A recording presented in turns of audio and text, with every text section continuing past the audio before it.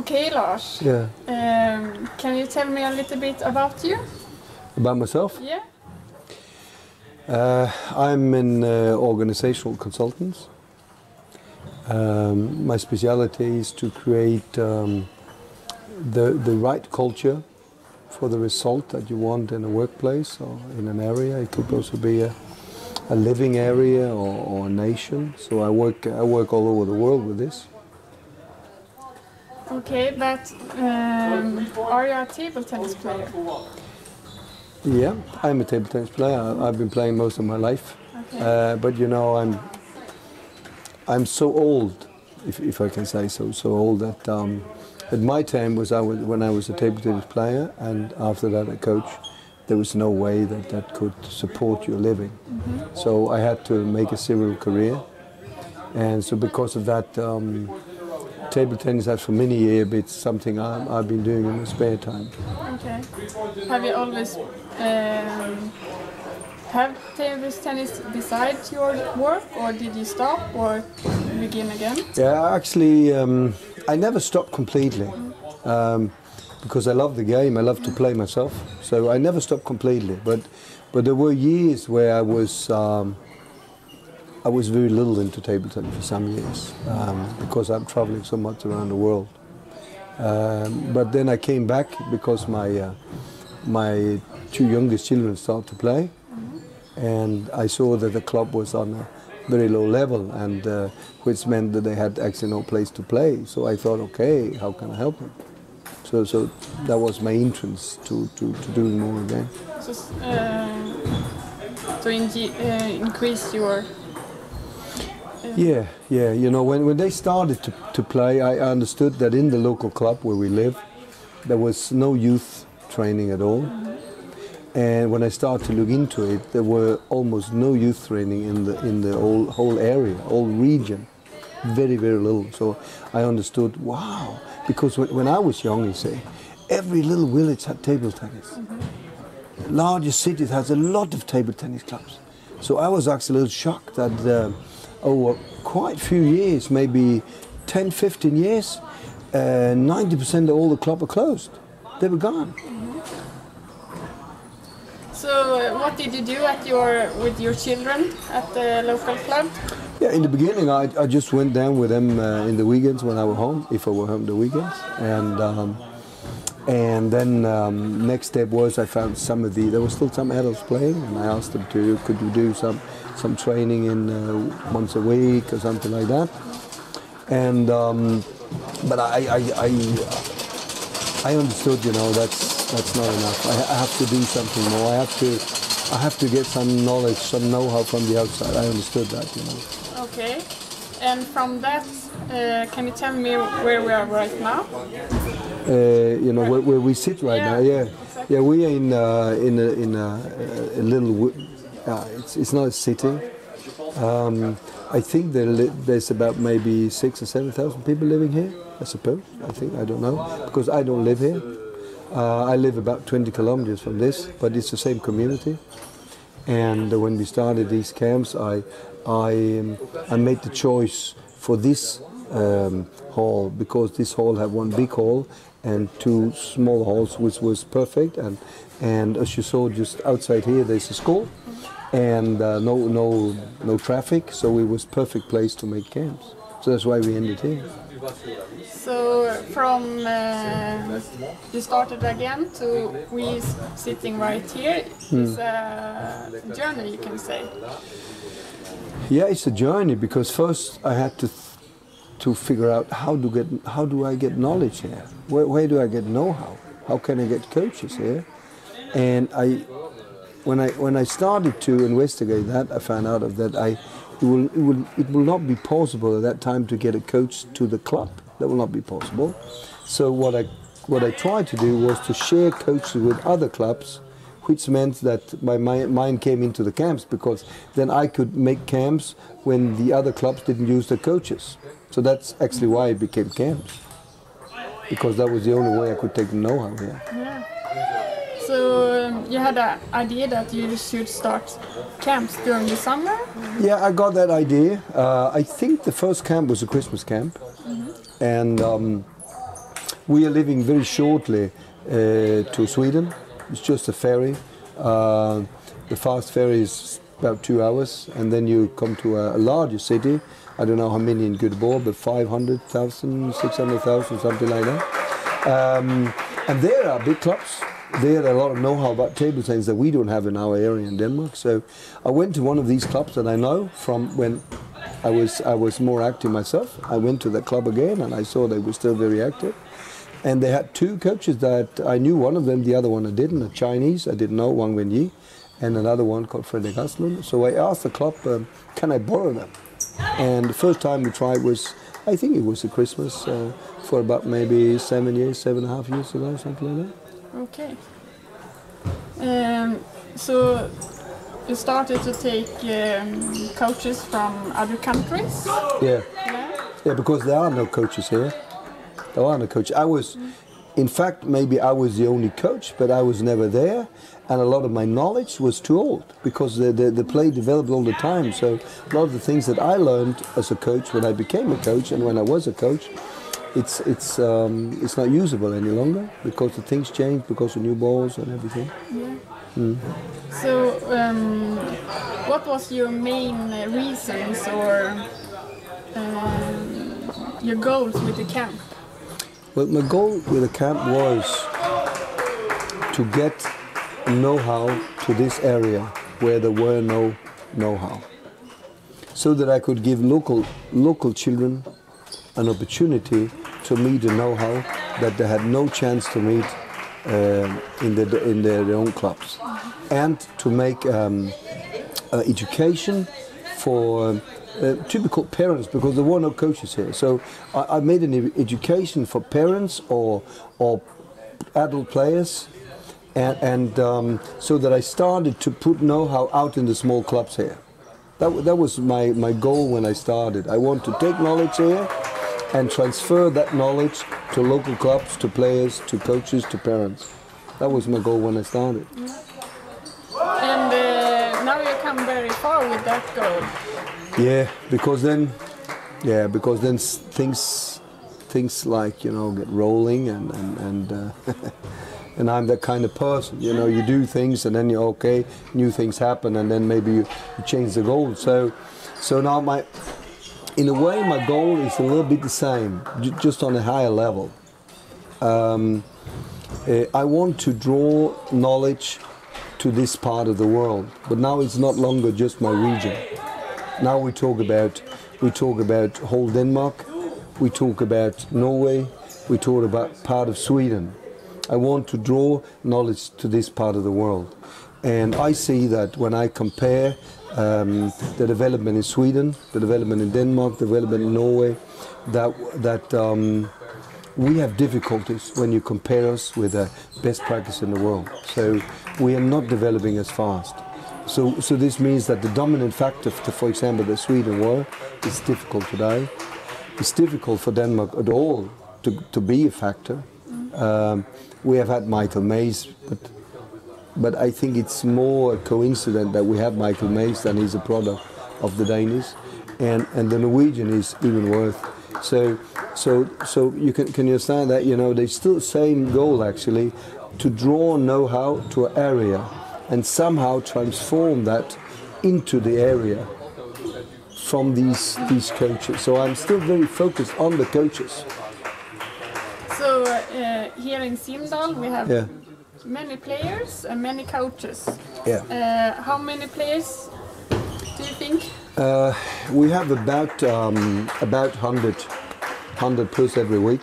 So, and we have about 80 to 20 coaches. And the good thing is, if you can gather some of the best coaches in the world, it also the camp will be attractive for players.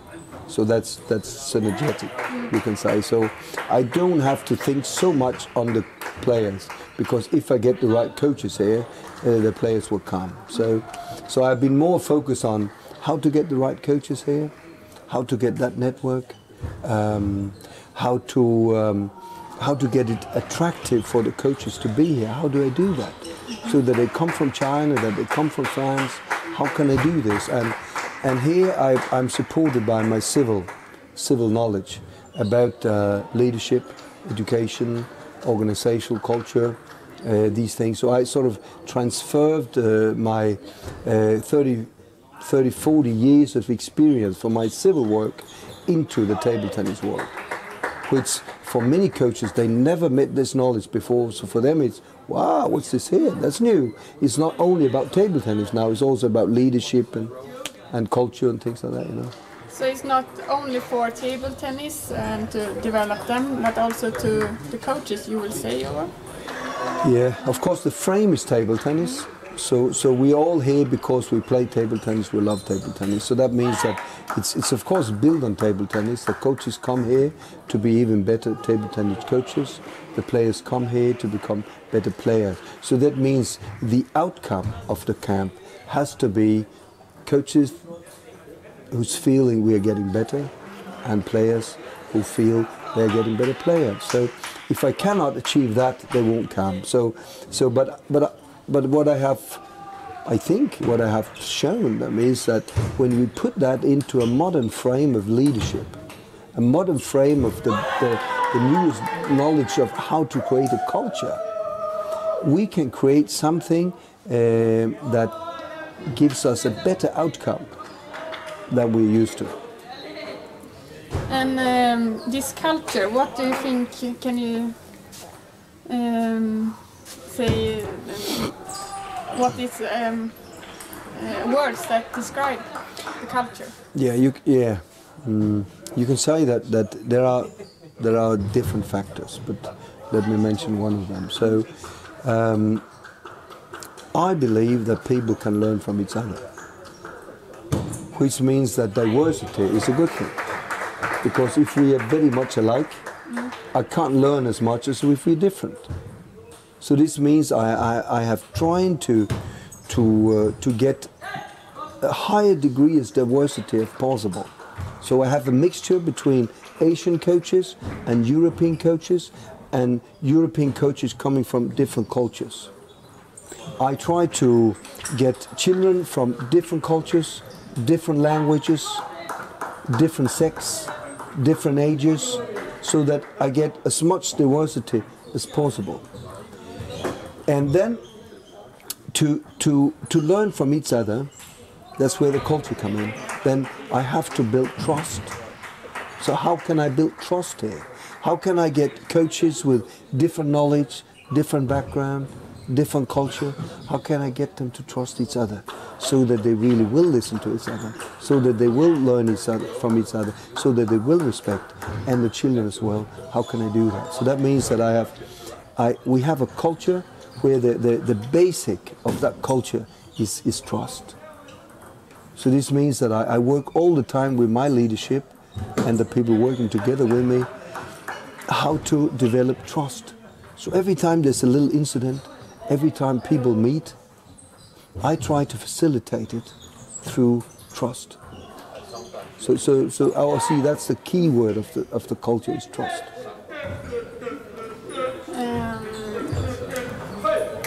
And is it difficult to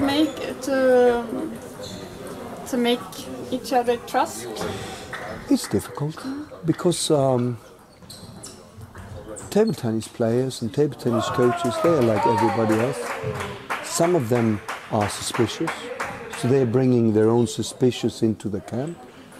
Some of them had very bad experiences with other people. Some of them come from a culture where they use power as a tool, and I have to learn them that power is not the best tool if you want to develop trust. Some of the coaches come from a culture of punishment, and I have to learn them that punishment is not the best way of creating trust. So yeah, it's difficult, and you have to have a very, very conscious leadership all the time. Small episodes that you have to help leading them at the right direction. Otherwise, you will have a conflict. And there's a lot of potential small conflicts when you put in this case, about 150 people on a small area in 17, 18 days. There's a lot of potential conflict. And all the time you have to guide it through trust. Yeah. Because also table tennis is a very individual sport that many like wants think about me and my progress. Yeah. So that of course a lot of players come here and have a focus only on themselves. And you know that if you meet people and when you meet a person and they have only focus on themselves and no focus on you or on listening to each other, then trust don't develop. And if, of course, it's natural in individual sport, you say that we have focus on themselves. So therefore, I have to learn them the power in helping each other, the power in challenging each other in a way that don't create fights, but create challenges.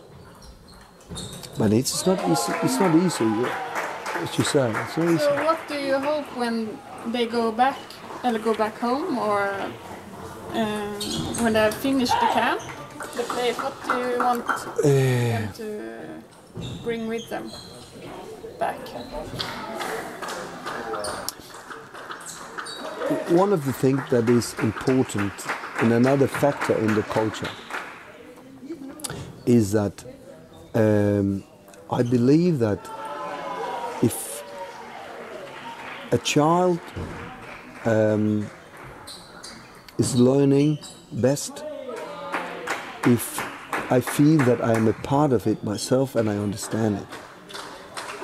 Which means that if I learn a child something just by saying do this, do this, do this, but the child doesn't know why I'm doing it. Why do you actually want me to do this here? If I don't have that knowledge, if I don't have that understanding, I cannot take it home with me as an understanding. I can only take it home with me as an action I was told. Which means that I cannot learn others in the environment I come back, and I have a difficult in sort of being my own teacher when I come home. And still a lot of players, they come from clubs with no coaches or coaches that has not the knowledge that we have here. So therefore what I hope is that I can increase the understanding in every child and that they can bring that understanding home so that others around them and themselves can benefit from that. That's what I really hope. Yeah. And we have the sounds here from the arena, but it also seems that they have a lot of fun also. So. Yeah, because you know, to develop yourself into something, you have to be motivated, and you have to be self-motivated too. And the fun is a good feeling. Fun is a catalyzer for positive things, for a good feeling, for openness. So to be serious has to be mixed with laugh, with smile. It cannot be serious. And we see a lot of smiles here also. I hope so. I hope so, because that's one of the things that I try to have that impact on the people that I meet, on the coaches. I learn them how to get the good contact, and you know that the good contact is a smile, is eye contact. That's a good contact, because we always have to remember that you can't see yourself. You can only see me, and I can only see you. So that means that every time we meet another person, that person is a mirror for the person they meet.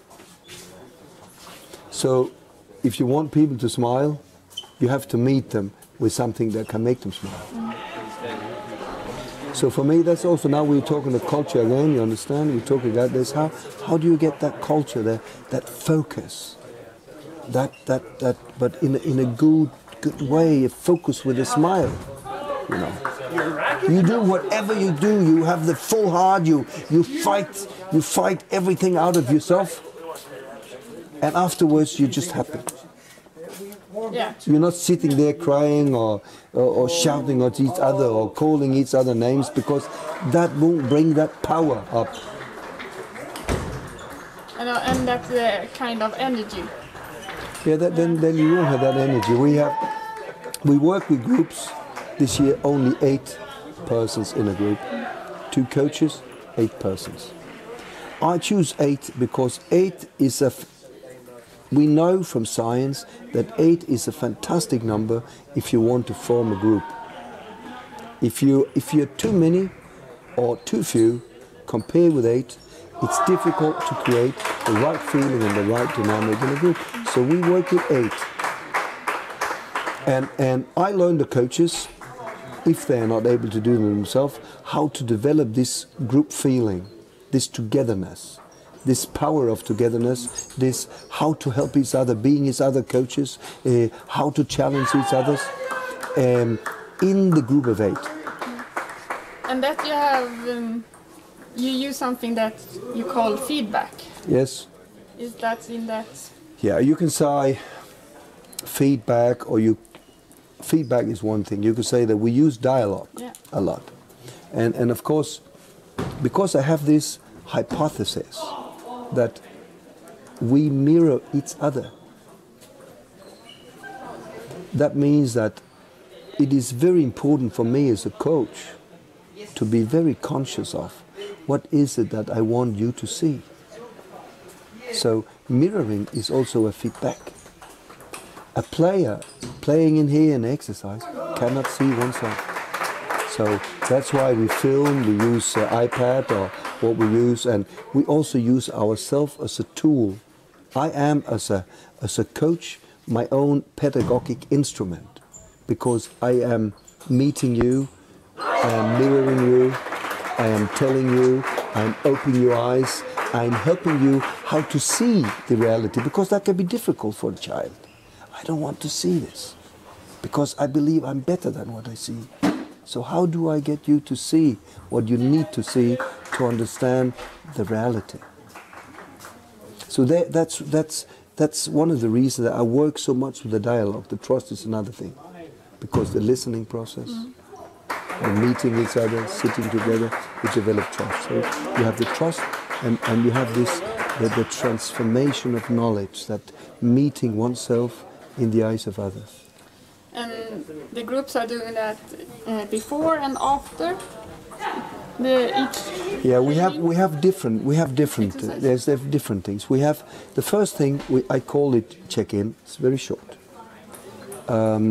It's like in all learning process, we have to start with some sort of preparation.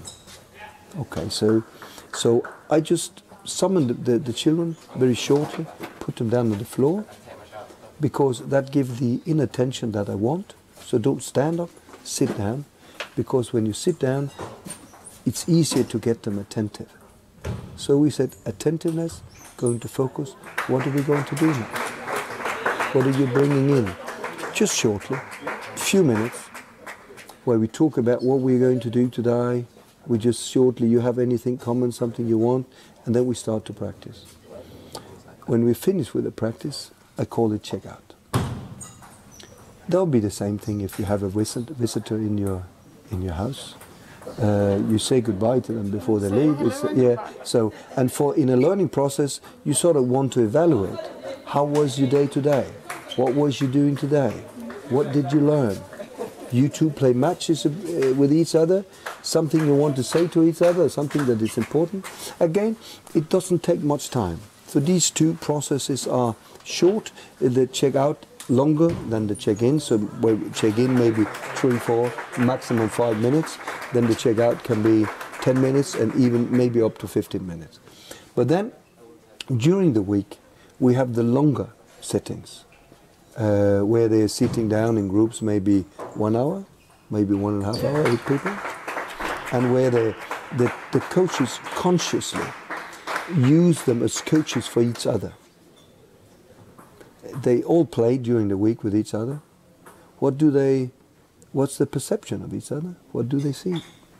So and here the children can sort of freely say, yeah, I have a comment, I want to say something, and then so you can say we have different settings with little different purposes, but all of them are based on dialogue that can build trust and understanding.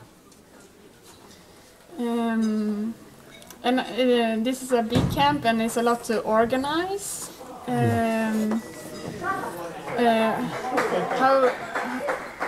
How is it with the food and everything? Is it difficult to how many? Yeah, do they eat a lot? They, yeah, I actually hope so. We have had experts, dietist experts to look into the food, so that everything is done after the rules for an Olympic athlete. And I see, as the leader of this camp, I see that my first priority, my task is to have an impact that can lead us to that culture that I need. But then there's a lot of other tasks. You have the coaches coming in with their specialities, and I don't play an expert here because they are much better than me. I just help them to how to use the expertise. Then we have the kitchen. People working there is the same thing. It's decentralized. They are taking the decision. They are leading the kitchen. I try to integrate them so that they feel part of the camp. We are sitting now here where we have the office. So just to think of planning the shuttles from the airports, planning the frame for the training every day, what group people are in, how you change a child from one group to another, how you get all these coaches. It's an immense job that I'm not taking part of. That I have the people that I share the responsibility for the camp they are doing. So we are a lot of people here. I think there's about 120 coaches and players, and there's about 30 persons every day working unpaid every day to get it running. Yeah. And how many nationalities is it on the camp? I don't know, because it's over 20. I don't know exactly, but it's over 20. It's a lot of nationalities. From all over the world? Or? Yeah, of course, Europe. Europe is the main base. Not if you see the coaches, it's half Asia, half Europe. But if you see the players, we talk about 90% coming from Europe. And then you have something more exotic, Canada, United States, India. So, but most players come from Europe, and almost all from Europe is from the northern Europe. So you have France. It's quite a lot from France, Holland, Belgium. There's quite a lot from England, Germany, the Scandinavian countries. But the northern Europe is the majority. So. Then so the main language you use is then English? Or? Yeah. The official language the official language on the camp is English, but not all manage English. Then we help each other. Children helping children, coaching helping coaches. We have some French coaches. They are not used to speak English, so we support them. They help each other, and a lot of the children says it is when we have for example, a good coach in multi-ball, they speak a lot with the body. The spoken language isn't so necessary. I actually think sometimes coaches talk too much, so sometimes it's actually a benefit that they can't the language. Yeah. Another thing that we've been talking a lot about is you can say that the culture that I want to make is a culture where you go from discipline to self-discipline. And I can see this when I meet the coaches, because some of the coaches, they come from a discipline culture. So they want to decide. They are the one to decide. They don't want any questions. And it's a little difficult for them to come here to say, but wait a moment.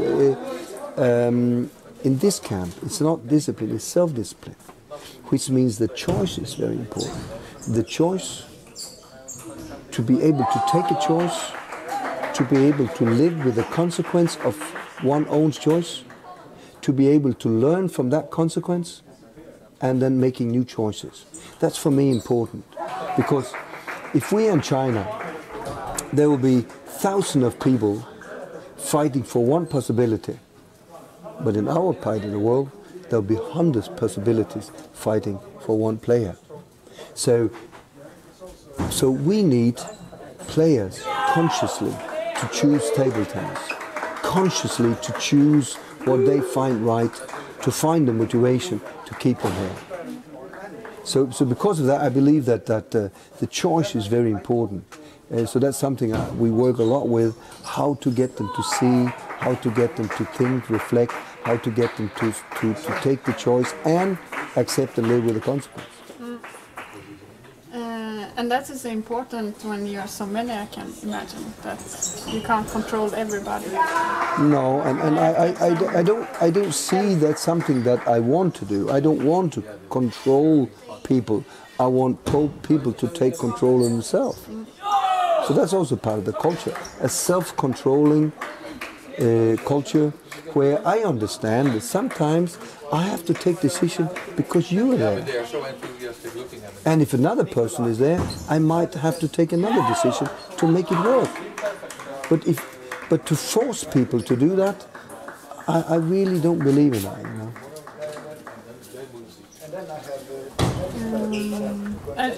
You have been very lucky here. You have very good weather right now. Is it common? I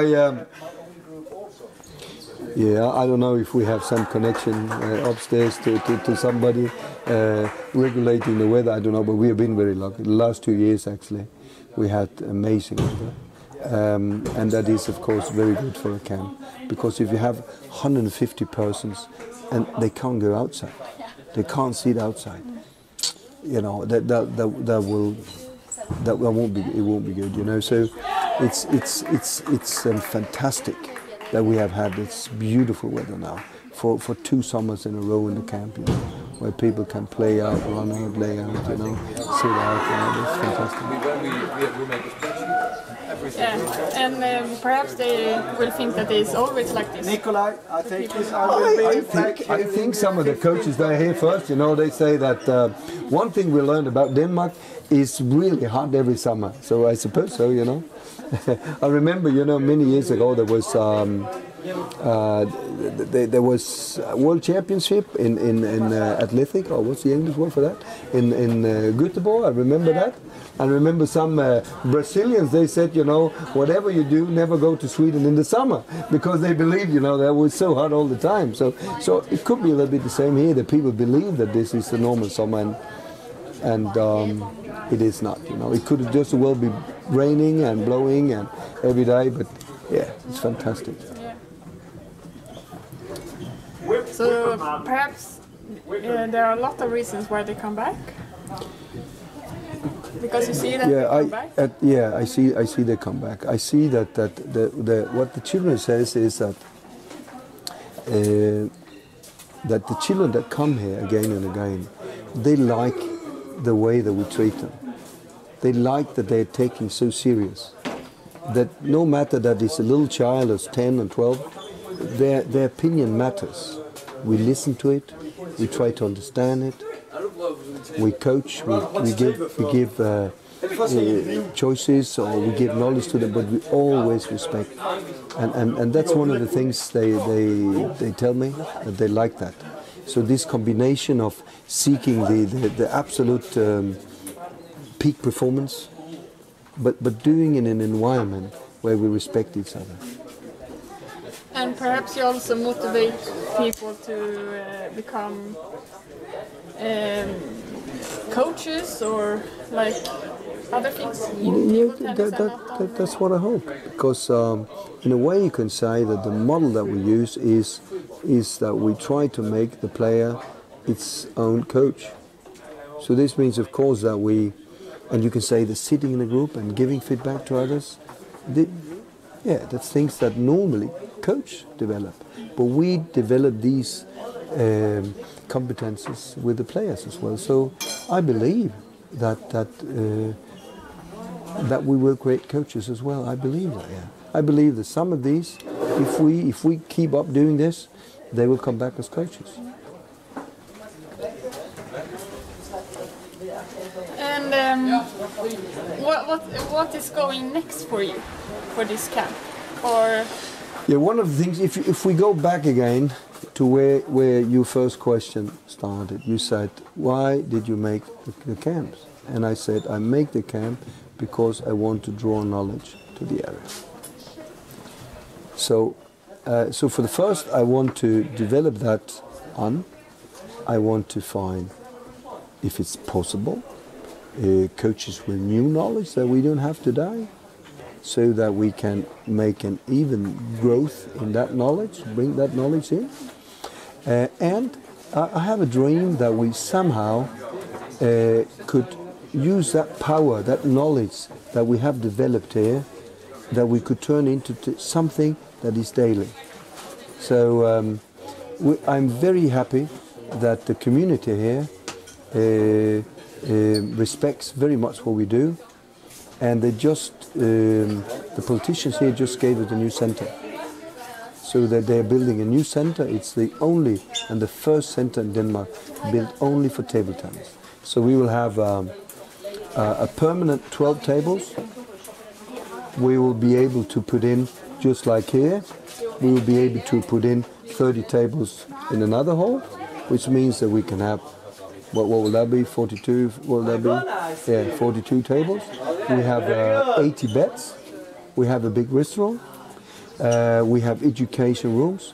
So this means that I see the possibility that we start to try to transfer this idea that I feel is a success to something that is more daily here. Some of the coaches from the camp this year are together with me trying to build something that is more natural for the daily life in this area. So that's the next step. And that I'll be, if I succeed in that, I'll be very happy. You understand that? Because I never dreamed that I was able to do that when we started.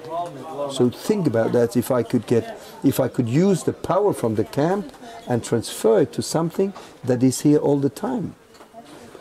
Trainer coming from all over the world, meeting here, making a meeting place for coaches, bringing their players with, or using the players that's already here.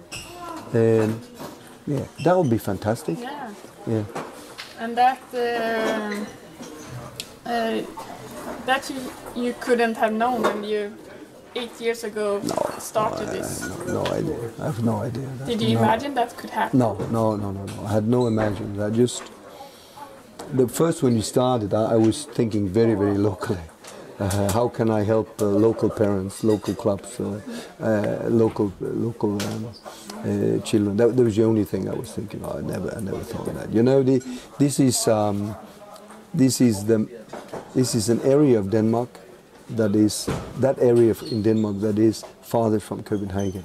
So we're really on the outskirts of this little country, which means that most children go away from here, because if they know university in this region, they go to Aalborg, that's the nearest place, and they leave. Many of them leave, which means there's a little bit of depression in the area.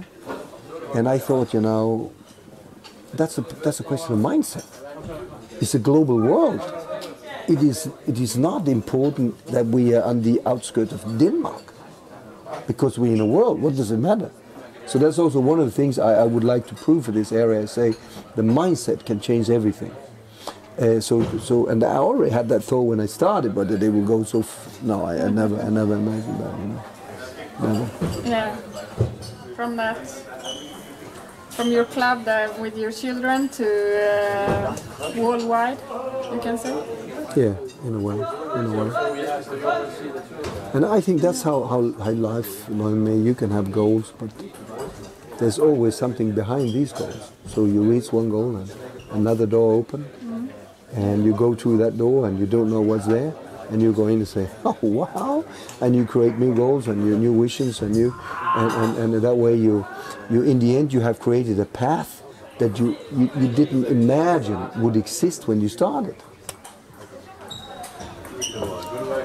Yeah, and now what you have started can benefit as a young table tennis players now, because their chances perhaps is more higher.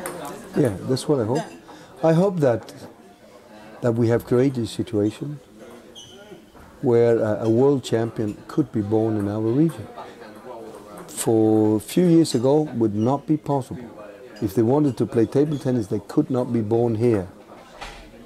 But I think we are very close to that point now that it actually would be possible.